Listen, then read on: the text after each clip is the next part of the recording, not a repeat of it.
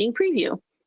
Our goal tonight is to give voters an overview of the articles on the town meeting warrant so they are better prepared for annual town meeting on June 12th.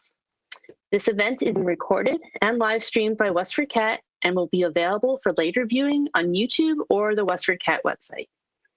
Just a few words about the League. The League of Women Voters encourages informed and active participation in government, works to increase understanding of major public policy issues, and influences public policy through education and advocacy. The League is a nonpartisan political organization of women and men and does not support or oppose any political party or candidate. You can learn more at our website at lwv.westford.org. With us tonight are several town officials who will explain and answer questions about many of the articles on the warrant.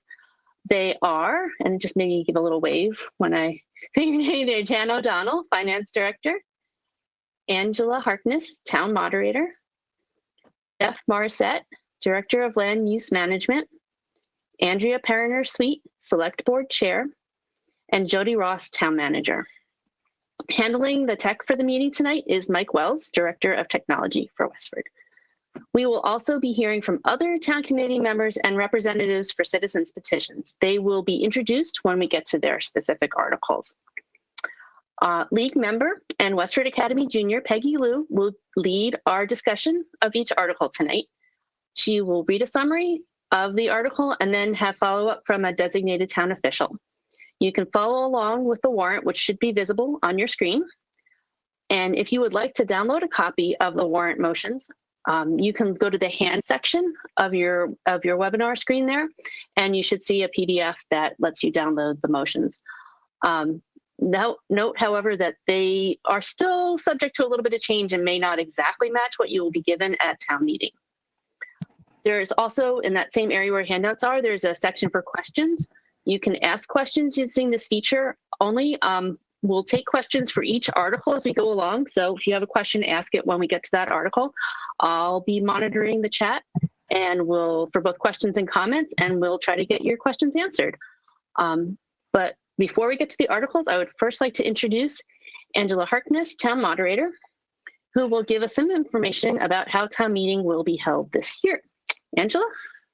Yes, thank you, Laura, and thank you to the League for hosting this. Town meeting will be held on June 12th this year, which is a week from this coming Saturday. We'll commence at 9 a.m. sharp, and it'll be at the Westford Academy field outdoors. And you should arrive a few minutes early so you can get parked and checked in and to your seat by the time we begin. At town meeting, we'll be discussing 23 warrant articles, including our budget for the town, and you'll be hearing more about those articles shortly. This is your opportunity to affect how we're governed and the rules we live by here in Westford. So any registered voter can attend and speak and vote at town meeting. If you're not a registered voter, you can attend and observe, but not vote, normally not speak.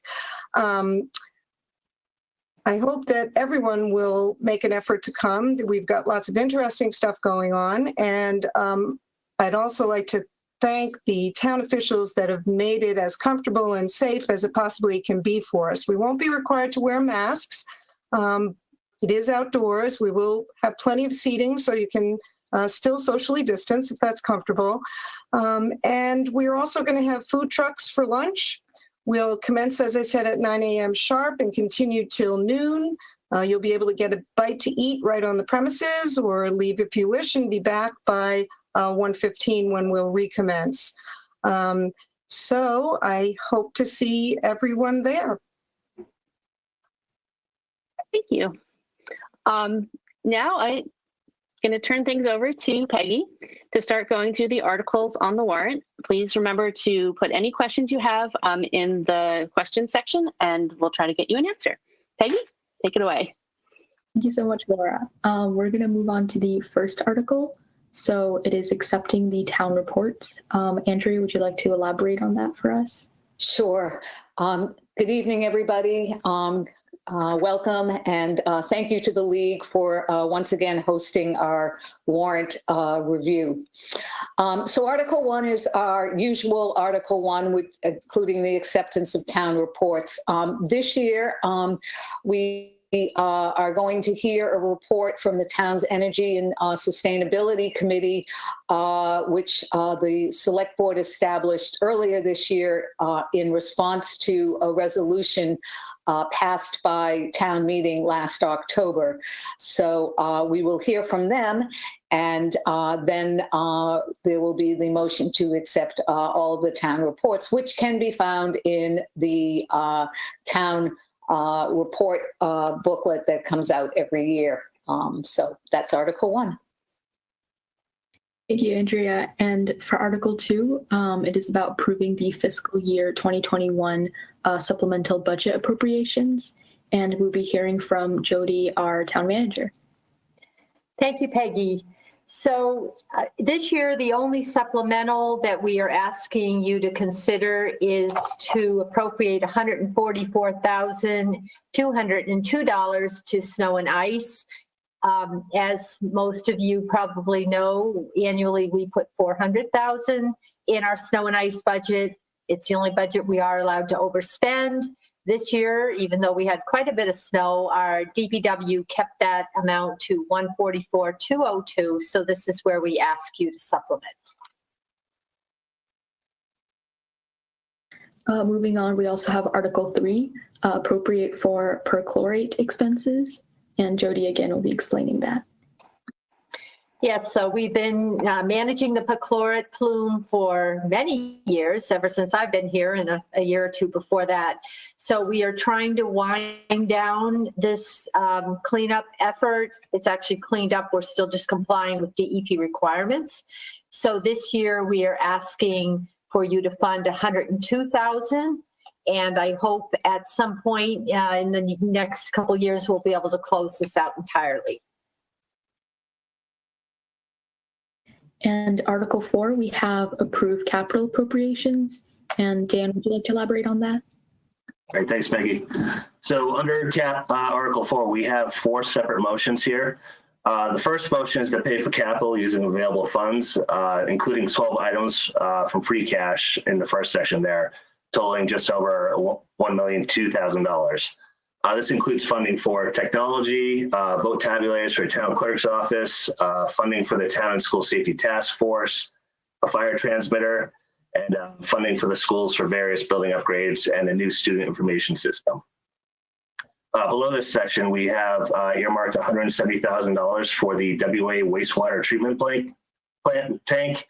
And this is using a combination of free cash and the remaining balance from the Main Street Road reconstruction borrowed funds. So it's just funded a little bit differently. Below that, we have our 2 enterprise requests, one for a new vehicle for the water enterprise and a new ambulance for the ambulance enterprise. Now, the second motion is authorizing the town to borrow $777,000 and change for a new fire truck. With this, we did apply for a new grant as well that could cover up to 90% of the cost, but of course we won't hear about the grant until after town meeting, so we do have to authorize the full amount.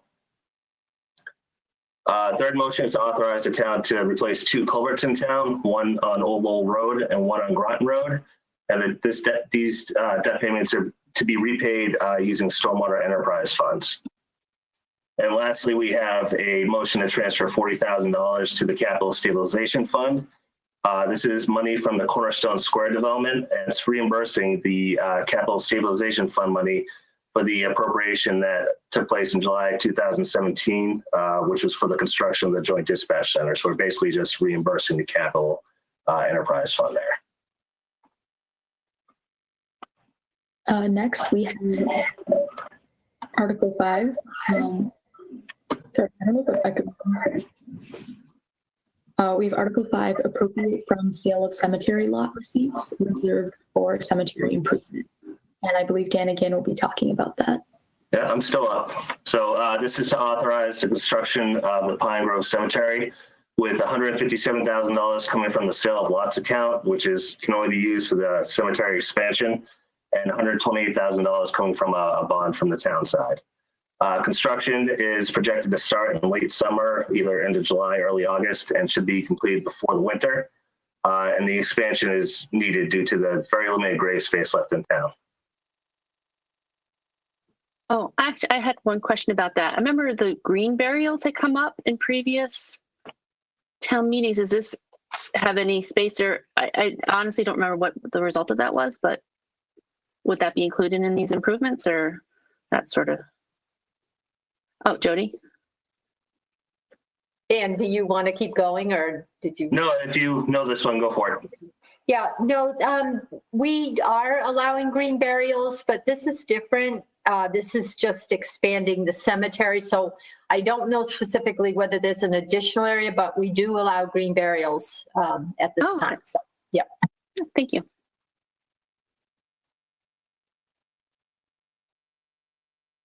We'll be going on to Article 6 now, I believe.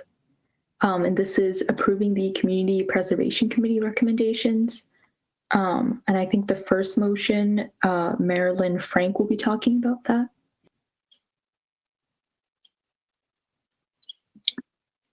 You're muted, Marilyn.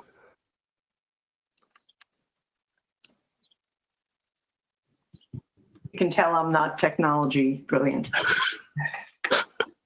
This is what I presented as well to the selectmen and to the FinCom, so I apologize for redundancy.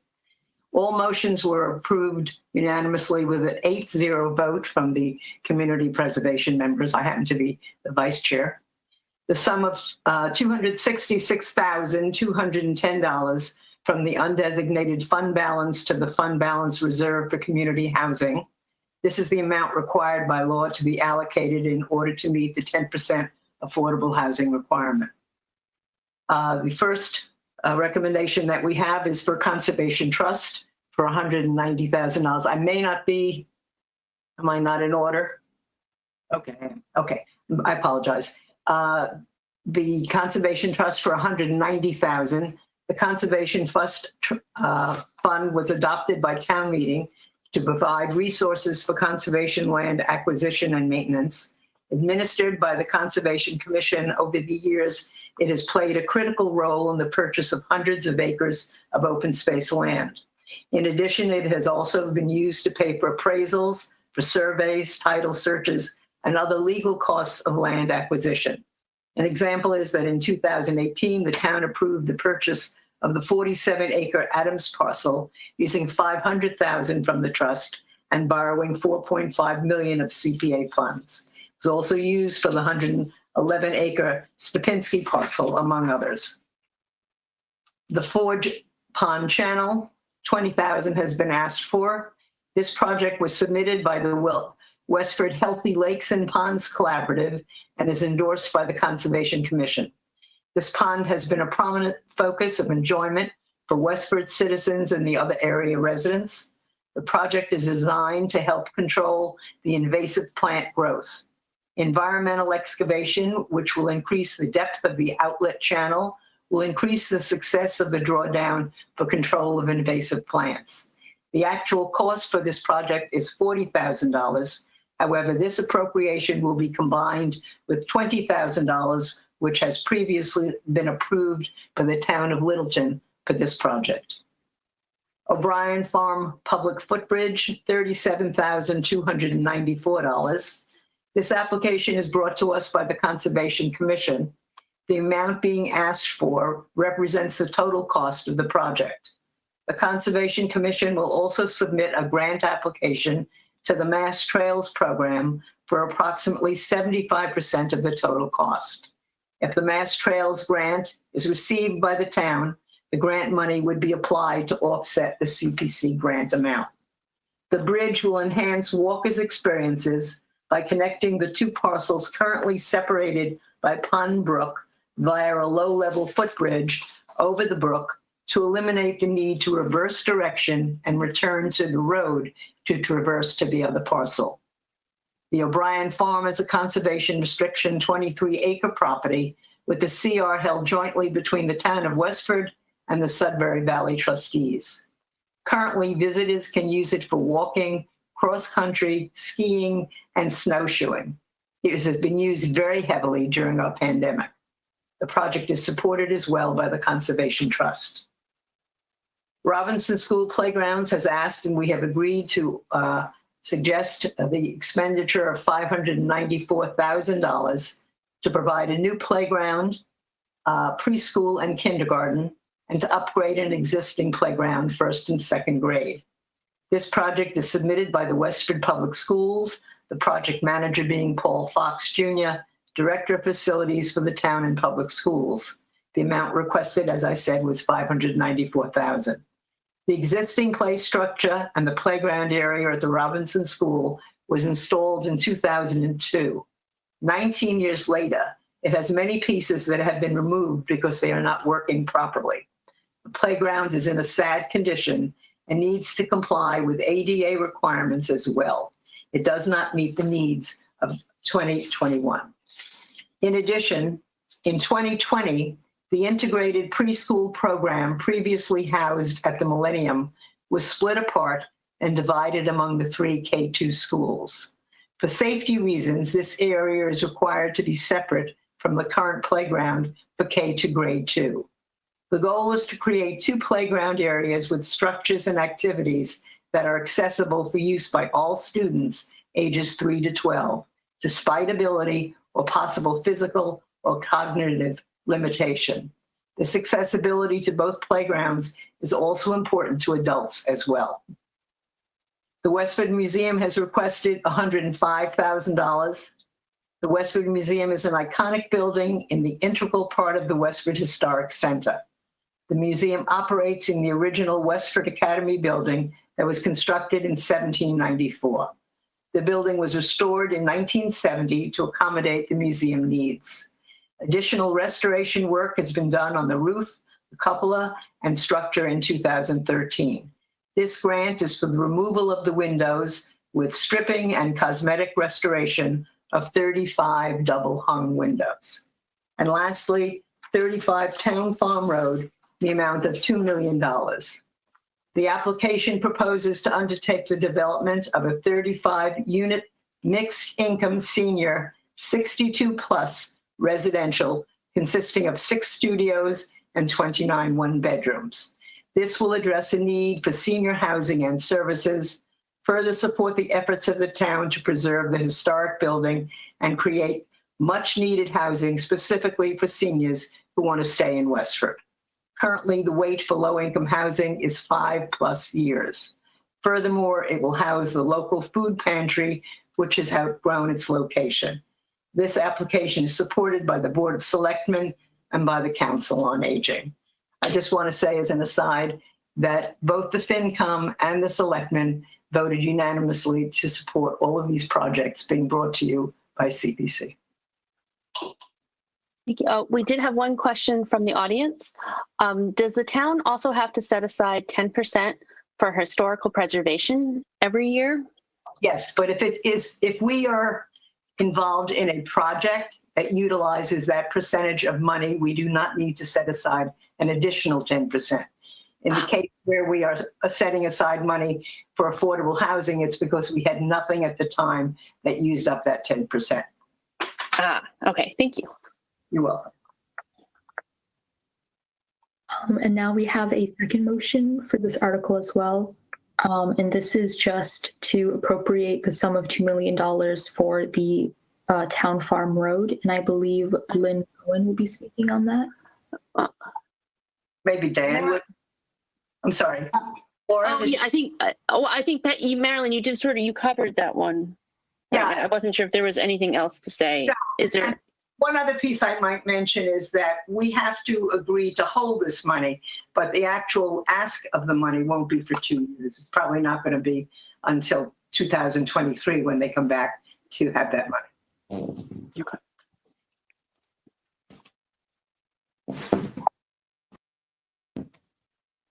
And then for the resolution, is that the one that I believe Lynn is speaking on behalf of? Yes, it is. Thank you. So I'm here to speak as a member of the 35 Town Farm Road Task Force. The task force requested that this resolution be put on the warrant so that voters will understand all the elements of the project of converting the historic the town farm into affordable housing for seniors in town.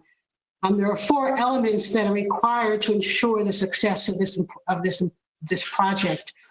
The first element is the sale of the property to a bidder who will create truly affordable senior housing there. That has been accomplished. The select board has approved the purchase and sale to sell the property to Choice Incorporated of Chelmsford, along with their development partners, to actually develop this project. The second element is the preservation of the 1837 and 1903 town farm buildings there. And also the third is that there'll be space for the Westford Food Pantry in the 1837 building. Both of those elements were part of the purchase and sale agreement with Choice. The $2 million that is being requested from the Community Preservation Fund will also help ensure that those 2 elements are fulfilled. The fourth element is the one that we're actually addressing here, and that's the demolition of the existing Westford Fire Department training facility at Town Farm Road and the construction of a new fire training facility on Water Department land on Forge Village Road. If you ever on Town Farm Road and you look at Town Farm, you'll see kind of behind the building to the left, behind the barn, the shed there's this concrete tower. I think there are a lot of people in town, I didn't know that this is actually a fire training facility. The fire department uses it several times a week to train. It is very much outdated. It also needs to go. It could not coexist with a senior housing facility right next door. So we're asking, so part of this project is that that existing training facility be demolished and that a new training facility be built on Forge Village Road. The select board, the water department, the water commissioners, and the fire department have signed a memorandum of agreement so that the new fire training facility can be built on the water department land. We're very thankful for them for doing that. But then we're also asking that town meeting accept all of these recommendations and accept the whole project. And we want them also to encourage voters at a future town meeting to appropriate the proceeds from the sale of 35 Town Farm Road toward the construction of a new fire training facility. Because the purchase and sale has not been sold yet, and that probably will not happen for almost 2 years until the actual sale, I believe, a year or two. Town meeting cannot appropriate that money now. But we are asking town meeting to at least ask future town meetings to please appropriate the money from the sale, which is $580,000. I'm sure Jody and Dan I'm pretty sure that's the number. And that money will be appropriated towards the construction of a new fire training facility. Thank you. Thank you. And next, moving on to Article 7. This is to amend the wage and classification plan, and Jody will be elaborating on that. Thank you, Peggy. So most of you probably remember that we did form a Department of Public Works last spring. And so our highway superintendent did end up retiring this year. And because of the change in responsibilities for the new DPW director, we have decided to reduce the band on the highway superintendent from a 7 to a 6, and we do have Personal Advisory Committee unanimous support for this article. Next, we have Article 8, and this is to authorize the revolving funds. And I believe Dan will be speaking on that. Yeah, this is an article that we approve every year. Basically, we're authorizing the expenditure limit for each of these funds here. The only change from last year was for the East Boston Camps maintenance account. It's increasing by $20,000 to $80,000. And the reason for that is that they want to replace the roof on the dining hall there.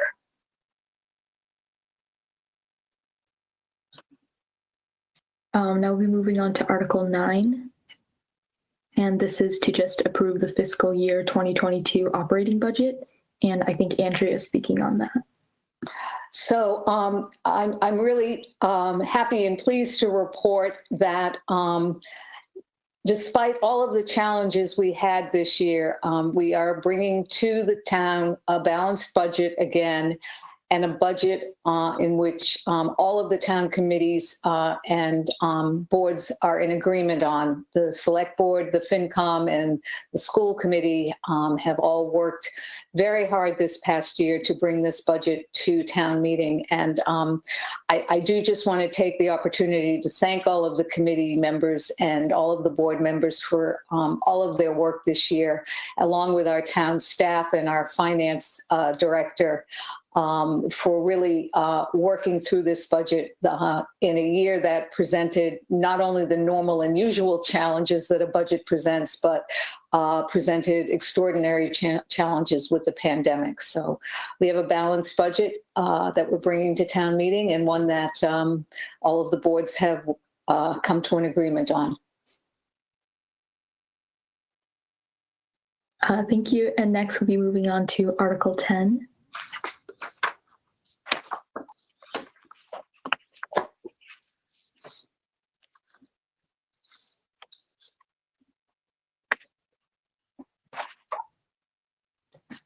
Article 10 is to approve the capital appropriations, and Jody will be talking about that. Thank you. So this is different than the other capital article that we've already covered. That article is really available immediately upon approval by town meeting for expenditure. This article is approving a vehicle purchase for our stormwater enterprise account, and our revenue is not available until fiscal year 22 for that new account. So that's why it's separate, and we are asking the town to approve this so we may purchase a vehicle to be used by the engineer we're hiring to run that department. Next, Article 11 is to appropriate Chapter 90 local transportation funds for roadway maintenance. And Andrea will be speaking on that. Thanks, Peggy. This is, again, another one of those articles that recurs every year. These are the funds that we receive from the state and that we used here in the town for our road maintenance and our road projects. And so all town meeting needs to do is to accept and appropriate these funds for the town to be used by us. And then Article 12 is appropriate funds from water enterprise, other post-employment benefits, stabilization fund to the water enterprise budget. And Dan will be elaborating on that. Yeah, this is my favorite article every year because we're talking about OPEBs here. OPEBs are other post-employment benefits, which include health and life insurance for retirees. The water OPEB stabilization is fully funded. So this is a model on how the OPEB funding should work each year. Essentially, the water enterprise is paying for the normal costs or accrued liability each year out of their operating budget. And then we're transferring out of stabilization back to the budget the costs for the current retirees for their health and life insurance, which is $29,511 for FY22. Thank you. And next we have Article 13 to authorize the select board to accept easements. And I believe that's also Andrea. Yes, it is. Thank you. So again, this is an article that that appears every year, and it authorizes the select board to accept easements that may come up through the year for sidewalks, for drainage, or for other utility purposes that arise during the year during usually road construction or road improvements. And then we also have Article 14, which is to increase the membership of the Affordable Housing Trust Committee to include 3 alternate members. And Andrea again.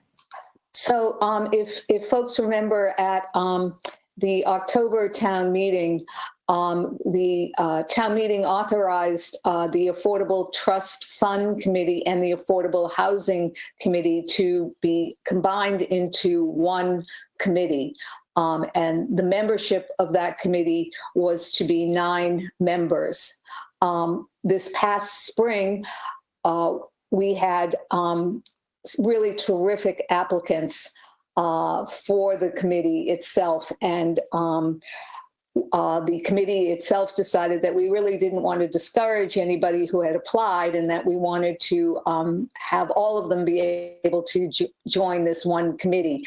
And while we kept the committee at 9, we wanted to add 3 alternates. But because town meeting did not authorize to do that, and because state law does not give us the authority to do it, we need to come back to town meeting and ask town meeting to approve this change, which would increase the membership from 9 to 12, with 3 of those 12 members being alternates. Next, we have Article 15, which is a citizen's petition, and this is to approve amendment to the Constitution of the United States. And Barry Rosenberg is our petitioner who will be speaking on behalf of this. Okay, would you like me to read the article? Hello? Yes, you can read it, or just elaborate on, I guess, your opinions or what you're trying to petition. Okay. Yeah. It's on the screen. So if you just want to give your 6-minute or under pitch, that works too. Okay, that sounds fine. Thank you. So 203 towns in Massachusetts have done something similar to this. And the purpose of the reason we are hoping to prompt the federal government to act on proposing an amendment is because first of all, with no controls on political spending, no limits, the average citizen is not able to compete with people who are able to donate $1 million or more to campaigns, for example. And because there is such a tremendous imbalance in terms of what can donate in the campaign contributions, once someone is in office, the average Joe doesn't have much influence because he didn't really help fund the election. It's a small minority of wealthy people wind up being the bulk of the contributors to campaigns, and they wound up being the bulk of being listened to. And it's my opinion that the Supreme Court erroneously interpreted free speech to be the same as paid speech. The other leg of the amendment is to reserve constitutional rights for human beings only, and not for artificial entities like corporations. And that is important because corporations have used the, quote, constitutional rights granted to them by Supreme Court decisions such as Citizens United to work around laws made by state and federal governments to protect their citizens. A quick example of that in Massachusetts is that Lorillard Tobacco challenged a state law that they could not advertise cigarettes within 1,000 feet of a playground. They said that violated their constitutional right of free speech. And they won the fight, and they were able to do that, which left our kids vulnerable. So that's my pitch in brief. Thank you. And we'll be moving on to the next citizens petition now. And this is to authorize for the select board to petition the general court for one additional chapter 138 section 15 all alcohol package store license to be exercised by Fengyo Inc. And I believe our petitioners Iverson Guo and Brian Burke. Hello, good evening. My name is Iverson. Hello? Yes, Iverson, we can hear you, but I'm afraid I can't share your video, so you can. Oh, No worries. Thank you for the opportunity to speak to the League of Women Voters. I'm Iris, the owner of the Karma restaurant in Westford. I've been operating in Westford over 14 years now, and I would like to think that I know the town, its demand. I feel like I'm part of this great community, which is I want to contribute as much as I can as owner in Westford. So I'm going to open a select liquor store in Westford at the same Westford Marketplace. So the liquor store, I'm going to create the main product that I will be focused on the sales of the Japanese and Chinese product. We hope to create a new market in the area for our specialized product. There seems to be an absence of this kind of the product, and it would be beneficial to have a different adventure product in Westford. And focus on most popular Japanese whiskey, Korean soju, Chinese baijiu, and other Asian beer, etc. So we hope to educate the customer on our new products and give the consumer a unique experience that are exclusive to the boutique venue. We can having a sampling event because important to the clientele, and we are hoping to have a sake class because there are so many selection for the Japanese sake, and from the setup and display, I hoping this store will be a booth, like a store for Japanese and Chinese product, and not your everyday liquor store. So the other opportunity for the town of the Westford to be inclusive and diverse in this local business community. So I look forward to furthering my ventures in Westford and continue to be a welcome partner with the people in Westford. Thank you. And Brian, did you have something you wanted to add? I would only be available to answer any questions that you may have. Okay. Yeah, I'm not seeing any question. I think you must have done a good job explaining it. no questions are coming in this. Yeah, Iverson is doing a great job with that. I don't know if the league will be voting at the end of the evening to support any of the articles, but if you happen to do that, we would certainly encourage you to vote and support this so that you can give some direction to the people who attend the town meeting.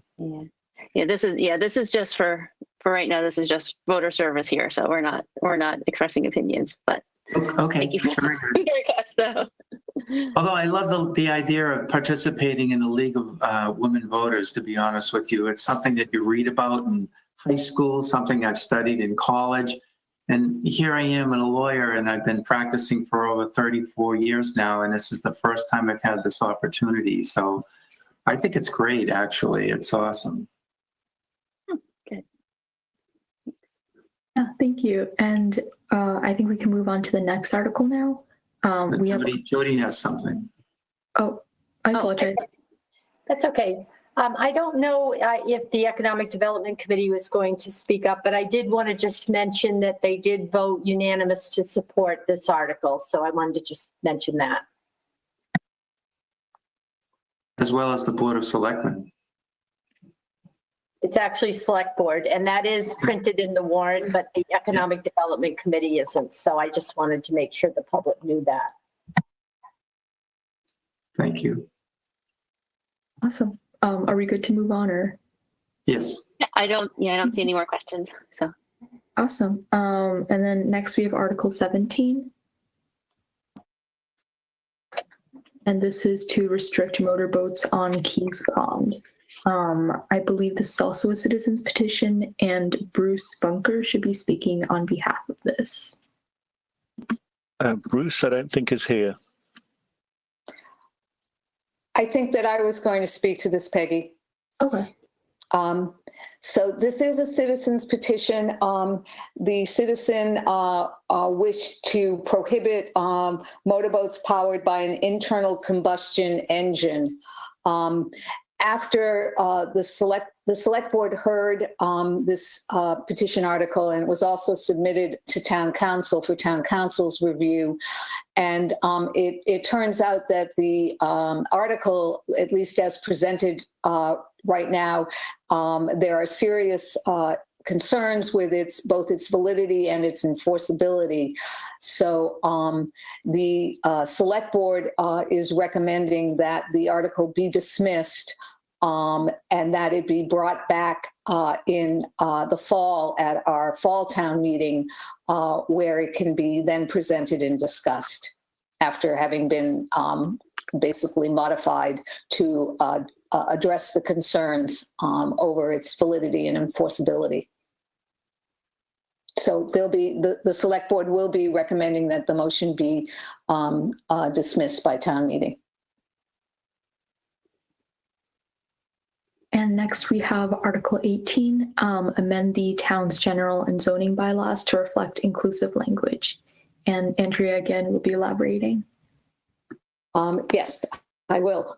So this is, I think, the third time that town meeting is seeing some version of this article. And hopefully the third time is a charm.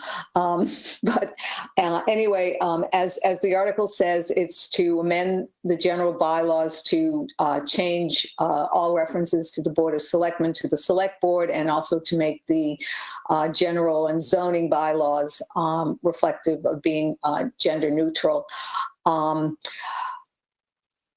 There is one amendment that is going to be presented at town meeting. It's a really, really, really minor amendment. It's a grammatical amendment. And I guess right now, the way it is written, the phrase, it says to hear and decide appeals taken by any person aggrieved due to a inability.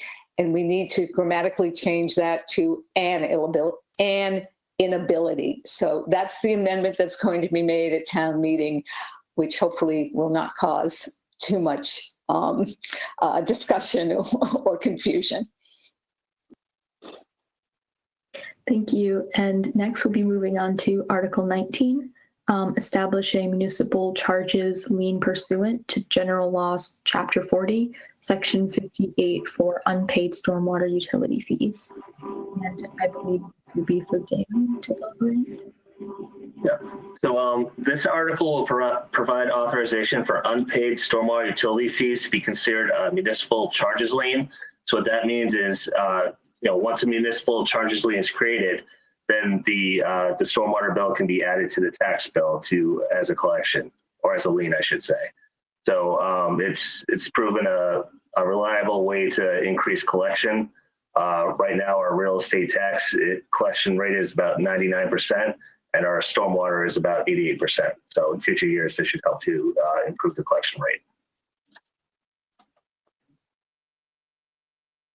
And then we have Article 21.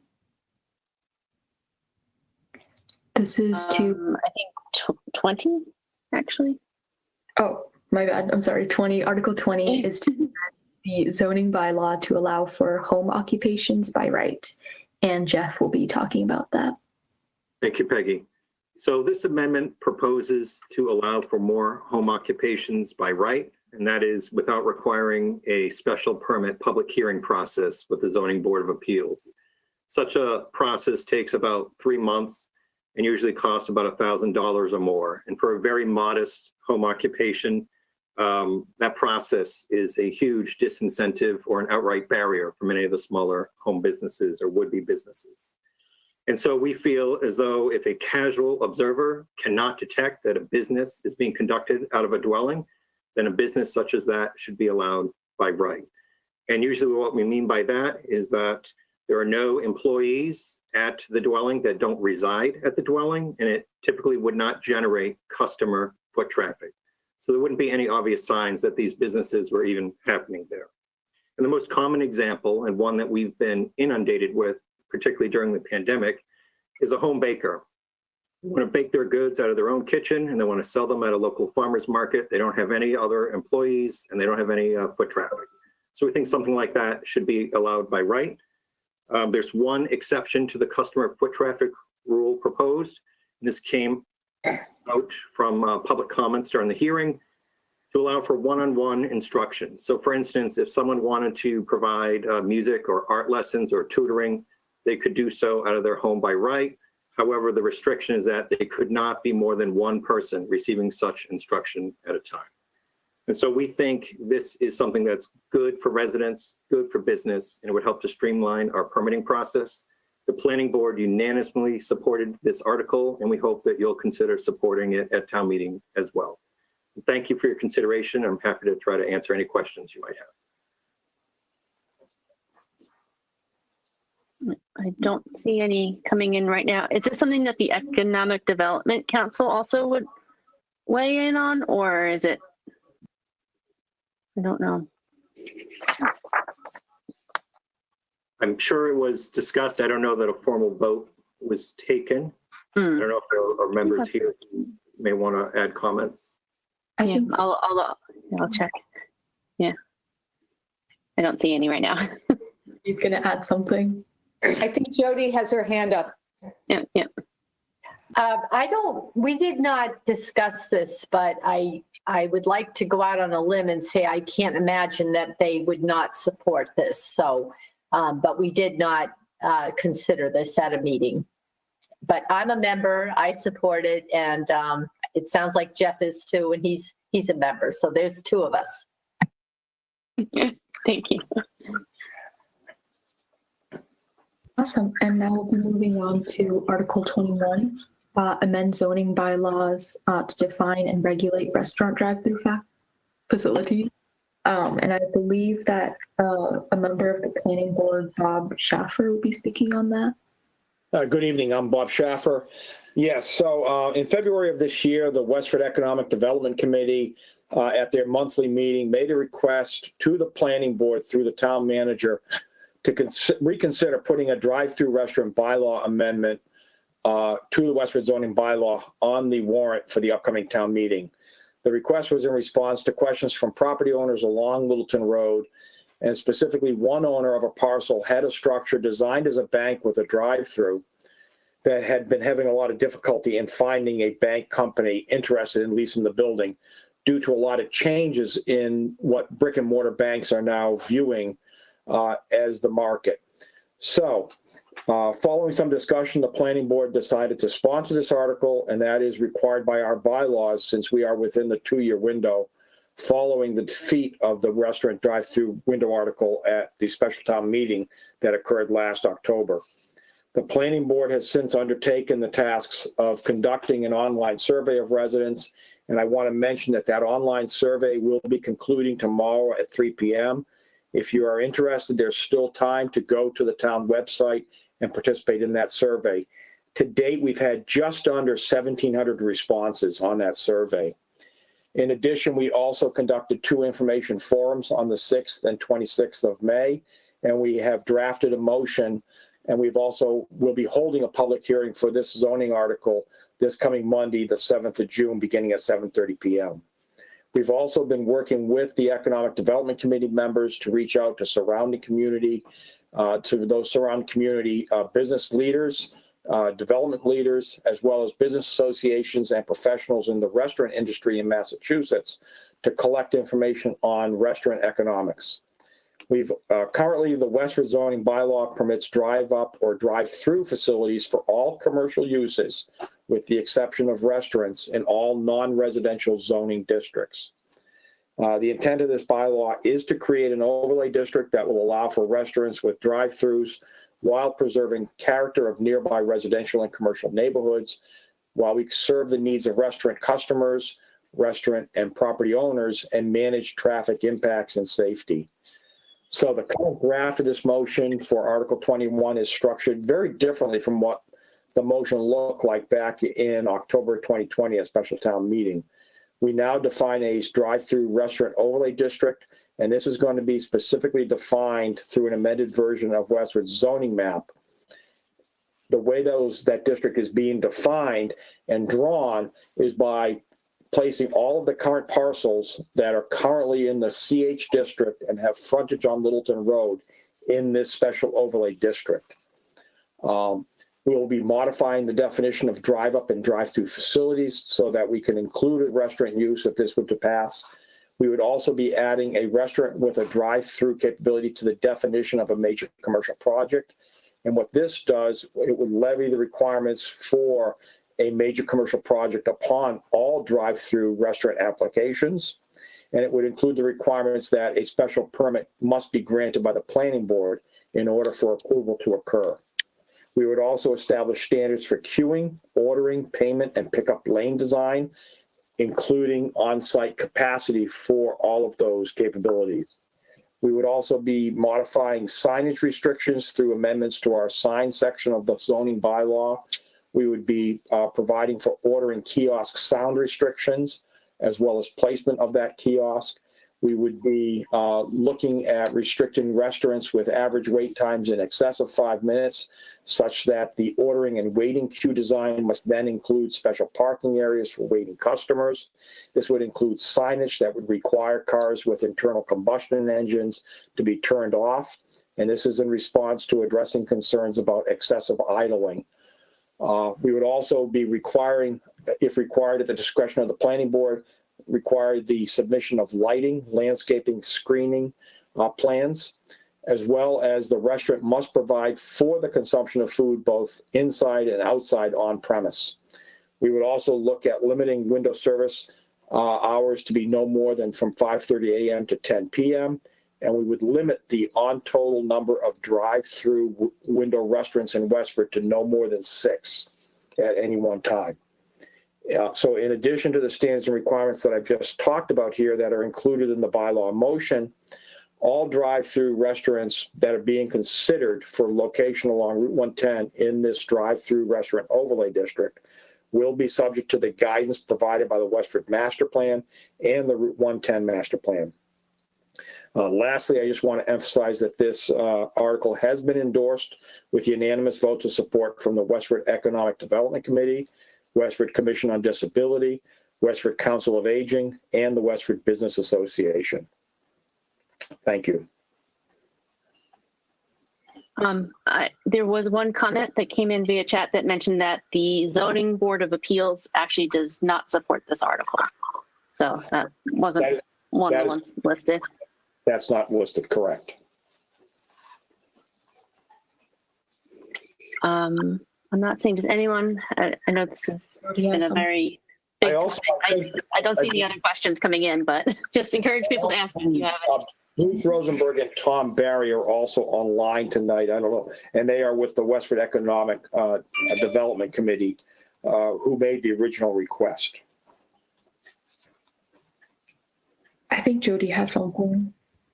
Yep. Thank you, Peggy. I just want to mention that this is on the select board agenda for next Tuesday night, June 8th. So they have not voted on this article yet. Yeah, I'm getting a message. Bruce is trying to raise his hand, but he's not finding a way to do it in this setup tonight. I don't know if you can turn Bruce on for him to ask a question. He can type a question in. If we can promote. Yeah, he should type the question in, and then I can read it out loud. I think in response to what Jody just said, the planning board will be holding the public hearing for this on Monday night. And then we will be presenting our findings Tuesday night with the select board. Because of the amount of work and changes that have been taking place over the last 2 months with public input, we are reopening a public hearing for this.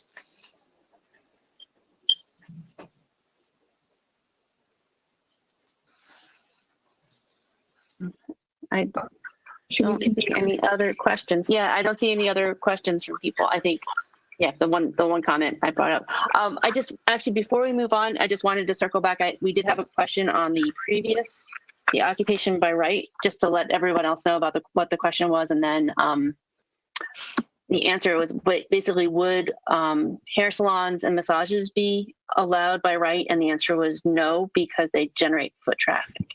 So they wouldn't fall under that category. So just wanted to let everyone else know the answer to that question in case you were wondering. And another question, when is the next open hearing on Article 21?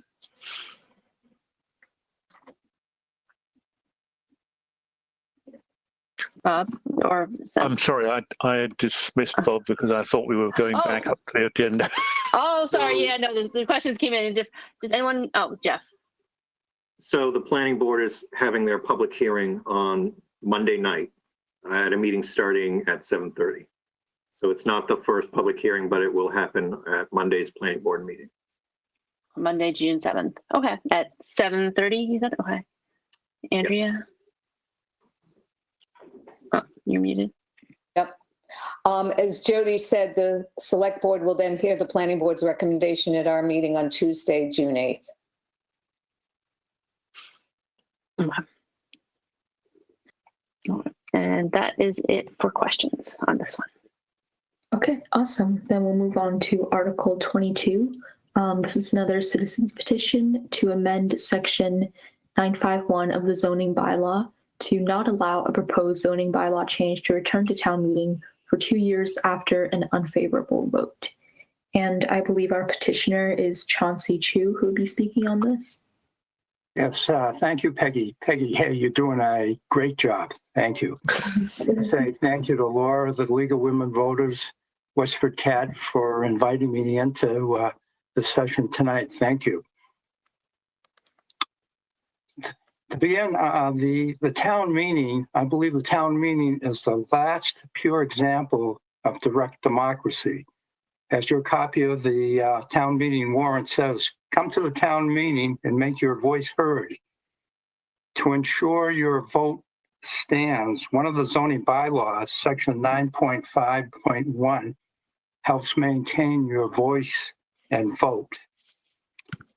Statute 951 is shown up on the screen there. I won't bother reading it, even though it's one compound sentence there. The Article 22 is modeled directly from Mass General Law, Chapter 40A, Section 5, which I understand will prevail if there are any disputes on this article. This article will delete the last phrase of this one sentence. It simply ensures any zoning bylaw that is defeated by the town meeting will stand for at least 2 years. Of course, the planning board has voted against this article. They and other critics say if there is a change in the facts, they should be able to present their amendment again. There are 2 court cases, though.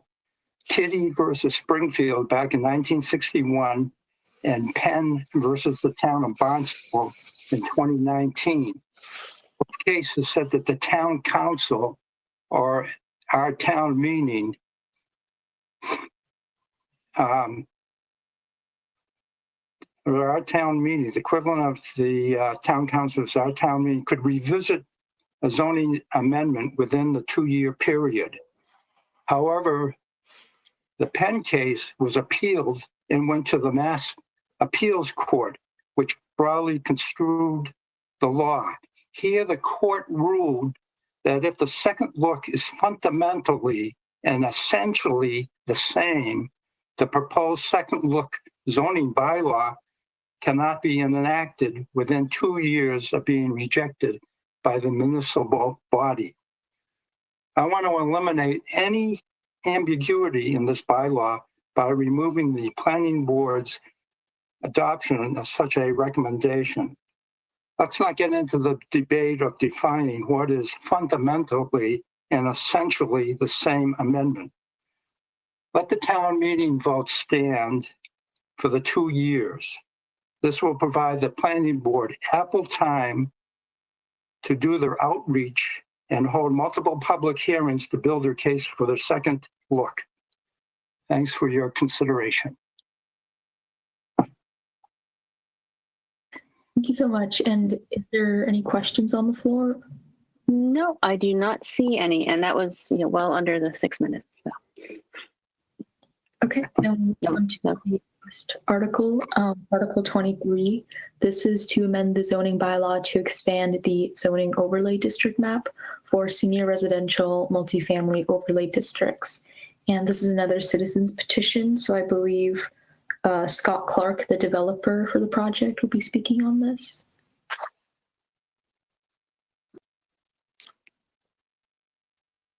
Scott, you'll need to unmute yourself. All right. Can you hear me now? Yep. Great. Okay. Good evening, everyone. Hi, my name is Scott Clark. I am the proposed developer of this project, and I'm actually standing in for Melissa Robbins, who is the petitioner who was unavailable tonight. So you have me in your place, or in her place.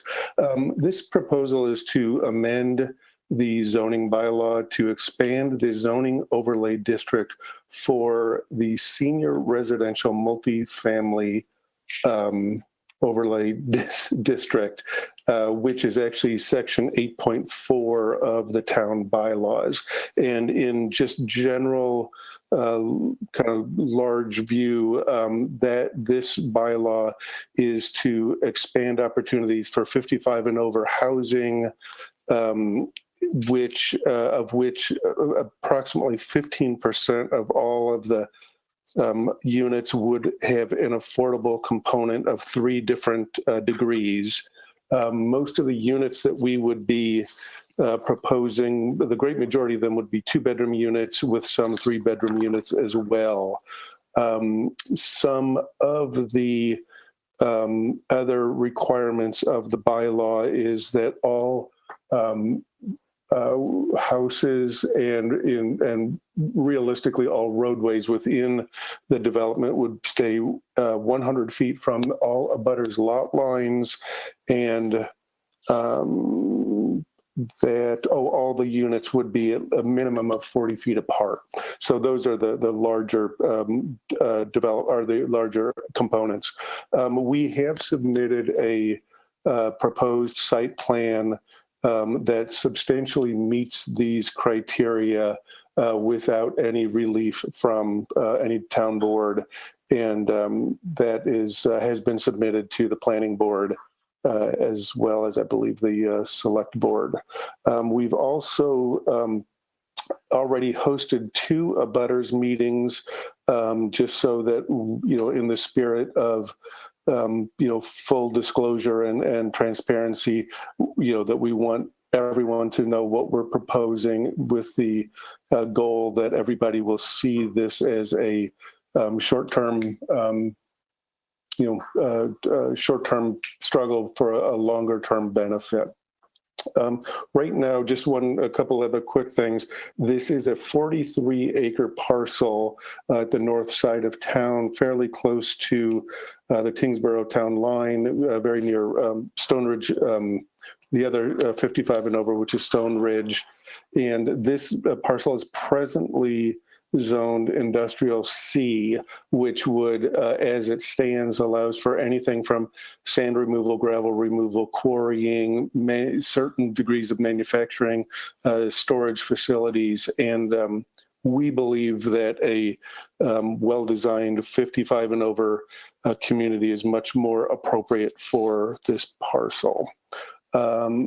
And I'm just looking briefly at my notes, but that's what we're seeking to do, is to simply layer over with the industrial C zoning with the senior residential overlay district.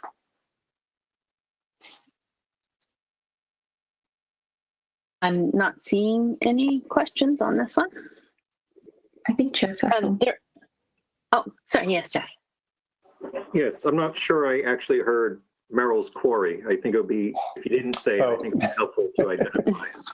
Yeah. Yes, that is correct. For those folks that have lived in town, yes, this is commonly referred to as Merrill's Quarry.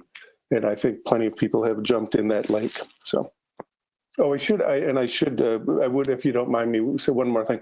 One of the things that we are trying to do is to retain the quarry pond, which is there, which is just not quite 3.5 to 4 acre pond that actually, in my eye, is rather attractive. And so we hope to make that a feature of the development. And I also saw that with the recommendations that the select board and planning board made, they had some conditions. Does anyone from either Andrea, should I just read them, or they're kind of small on the motions? I think probably they came out of the planning board, so I'm going to defer to Jeff. Okay. So the applicant at the planning board public hearing, in order to try to address some of the concerns raised by the various neighbors, they agreed high level to try to make good on certain conditions or promises that related to blasting and the level of affordability and the size of the units, and perhaps timing for certain blasting and work in proximity to the schools, to have special concerns for that. I'm sure Scott could speak to that more directly, but they offered it. The planning board thought they were good suggestions. And so that's all I have to say on that right now. Yeah, and I can speak to that to some degree. I mean, we are aware of, obviously there's concern about the blasting, and our particular situation right now is that we have limited information in terms of, what is the extent that's going to be required. And, I can, in the absence of firm data, it's hard for me to say exactly what we can and cannot commit to. I can only, at this point, say that we will work to mitigate the extent of the issue, and that's. But in the absence of more information, that's where we stand. We had a question come in asking if you could provide the best and worst case scenarios of how many affordable housing units you would have in this project. Well, so when we submitted the site plan, as a 43-acre site, if we stay exactly within the spirit and letter of the bylaw, we can we could conceivably build 95 units out there by right, which is, by way of comparison, the Stone Ridge development across the street is 110 units. So it's commensurate with those two. And at 15% affordability, which is what the bylaw requires, that would, I believe, it effectively comes to 15 units. And of those 15, 5 of them are at 60% of the area median income. 5 would be at the 80% area median income. And then the other 5% is this term that I guess has always been called West Affordable, or at 100% median. By the way, I'm getting a note here.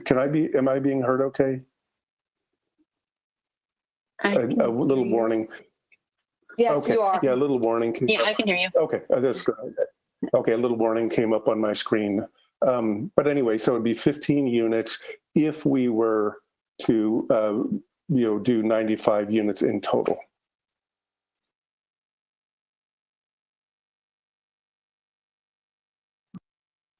Okay, I don't see any more questions Jody. on this. Sorry, Jody. I have to look at 2 different places here, Jody.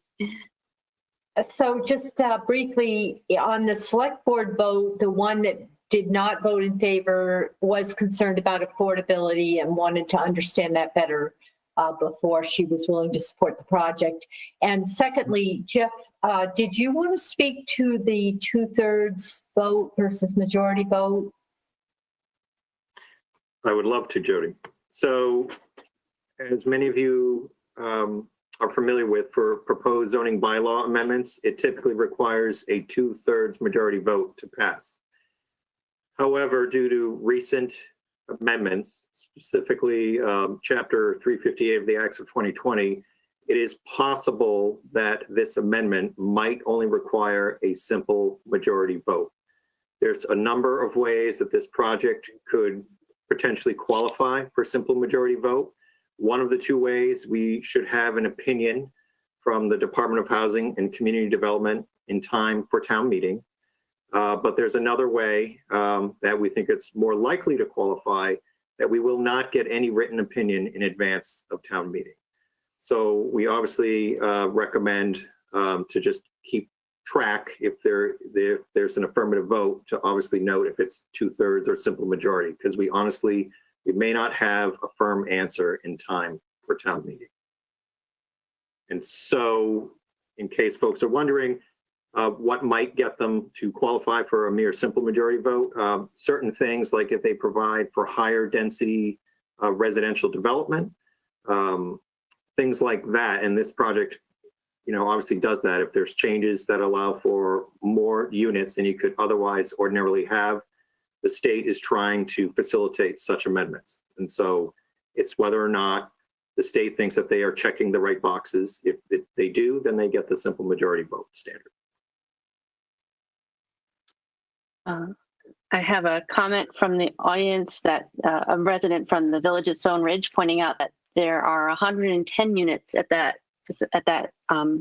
site on 109 acres of land.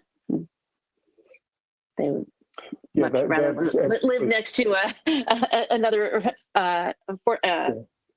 housing thing than a quarry. So that was just a comment from the audience. Yeah, and if I could speak to that, they were still both permitted under the same, or would be permitted under the same bylaw. The 109 acres, I believe a sizable percentage of that is wetlands, so it did not, it wasn't able to be calculated in their density.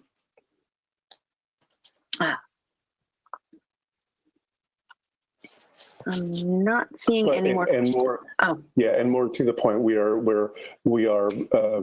Our proposal is within the bylaw, the guidelines of the bylaw.